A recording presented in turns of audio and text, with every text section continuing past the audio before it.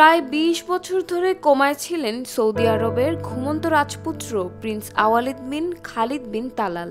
জীবনের সঙ্গে মৃত্যুর এক নীরব সীমানায় ঘুমের মতো, অথচ নিছক ঘুম নয়। ছিলেন বেঁচে অথচ জেগেছিলেন না। হৃদয়ের সমস্ত প্রার্থনা, বিশ্বাস আর ভালোবাসা দিয়ে ওয়ালটন এখন দেশের সীমানা পেরিয়ে পৌঁছে গিয়েছে 50টিরও বেশি দেশে। ওয়ালটন, ঘরে ঘরে, বিশ্বজুড়ে। প্রতিদিন তার বাবা কামনা করতেন এক অলৌকিক জাগরণের, কিন্তু সেই আরাধ্য আর জেগে ওঠা হলো না।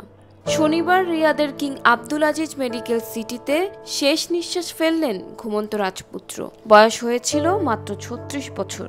2005 সালে লন্ডনে পড়াকালীন ভয়াবহ এক সড়ক দুর্ঘটনায় গুরুতর আঘাতে কোমায় চলে যান তিনি। তারপর শুরু হয় নিথর জীবনের এক দীর্ঘ অধ্যায়।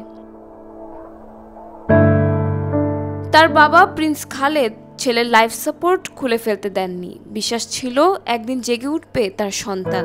চিকিৎসা, দোয়া আর ভালোবাসার এক অবিশ্বাস্য যুদ্ধ চলেছে বছরের পর বছর।